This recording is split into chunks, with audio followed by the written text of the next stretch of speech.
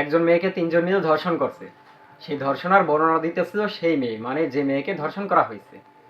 সে বলতেছে, আমি 7 দিন হয়েছে একজনের সাথে বন্ধুত্ব করেছি। সেই বন্ধু আমাকে ঘোরার কথা বলে নিয়ে গিয়ে একটা গোডাউনের ভিতরে নিয়ে গেছে, আমাকে ছলে বলে কৌশলে বিভিন্ন মনে করেন যে প্রলোভন দেখাইয়া, মায়া মহব্বত দেখাইয়া, বুঝেন নাই, অনেক পাম্পট্টি মাইরে নিয়ে যায়, তাকে তিনজন মিলে ধর্ষণ করছে, তাও আবার বাজি ধরে ধর্ষণ করছে।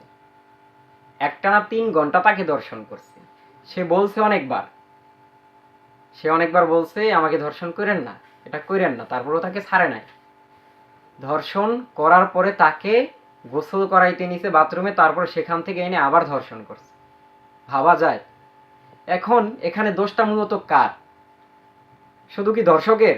না, শুধু ধর্ষকের না। 7 দিন হয়েছে বন্ধুত্ব করছো, তুমি আবার রাত্রে 12টা বাজে সেই বন্ধুর সাথে ঘুরতে বের হও, তাহলে তোমার চরিত্র কি পরিমাণ ভালো?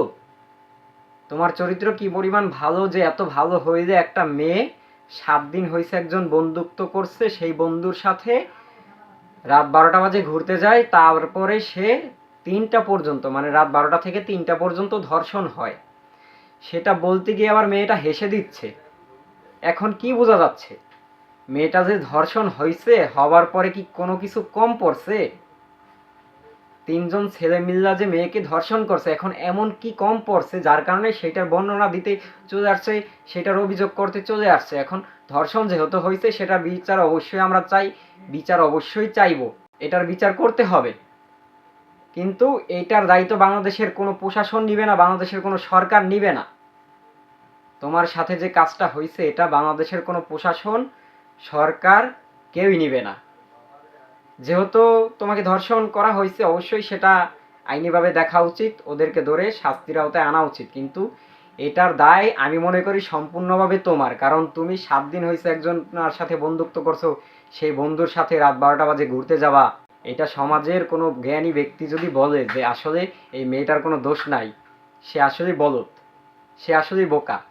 তাই শুধু এই যে ছেলেদেরকে ধর্ষণের অপরাধে শাস্তি দেওয়া হবে এটা তো অবশ্যই, তার পাশাপাশি এই মেয়েটারও যেন কোনো বিচার হয়, এই মেয়েটার যেন কোনো বিচার হয় যে মেয়েটা কেন বা কি কারণে রাত 12টা বাজে বন্ধুর সাথে ঘুরতে যাবে। ভাই, এই মেয়েটাকে কি বলবো? বোকা বলবো নাকি বেশি বুদ্ধিমান বলবো? এখন বোকা বললেও তো হয় না, কারণ বোকা যদি বলি তাহলে সে কিভাবে রাত 12টা বাজে তার বয়ফ্রেন্ডের সাথে, মানে তার বন্ধুর সাথে ঘুরতে বের হয়? কখনো বোকা মানুষ এটা করে না। যার মনের মধ্যে, অন্তরের মধ্যে যৌন চাহিদা আছে, সেই মেয়ে রাত 12টায় ঘুরতে বের হইতে পারে, তাছাড়া ভদ্র কোনো মেয়ে এই কাজ করতে পারে না। এর জন্যই সময় থাকতে মেয়েদেরকে বিয়া দেন, বিয়া শাদি দেন, তাহলে এই যে এরকমের বন্ধু বান্ধব বানাবে না।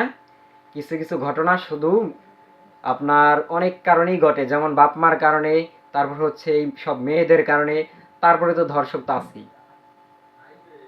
দেখেন, আপনারা যদি মেয়েদেরকে সময় মতো সঠিকভাবে বিয়া না দেন, তাহলে তো এইসব ধরনের পোলাপানের সাথে পরিচয় হবে, ঘুরতে বের হবে, ধর্ষণ তো হবেই। আর মেয়েদেরকে, তোমাদেরকেও বলতে চাই, তোমাদের যদি এতই যৌন চাহিদা থাকে, যৌবনের চাহিদা থাকে, অবশ্যই তোমরা বিয়া কইরা ফেলাও। বাপ মা কে কোথায় আছে সেটা দেখার বিষয় না, বিয়ে করে ফেলাও।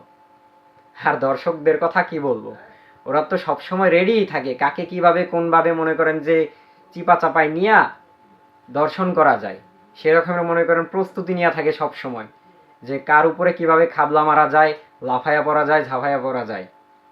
যাই হোক, অবশ্যই এই সম্পূর্ণ বিষয়টা, মানে এই যে ঘটনাটা, এইখানে দোষ মেয়ের এবং এই যে ধর্ষকদের দুইজনার। তাই এদেরকে সবাইকে শাস্তির আওতায় আনা হোক। আমার সাথে যারা একমত আছেন অবশ্যই কমেন্টের মাধ্যমে জানাই দিবেন, আর ভিডিওটি ভালো লাগলে অবশ্যই শেয়ার করে দিবেন। ধন্যবাদ সকলকে ভিডিওটি দেখার জন্য। আসসালামু আলাইকুম।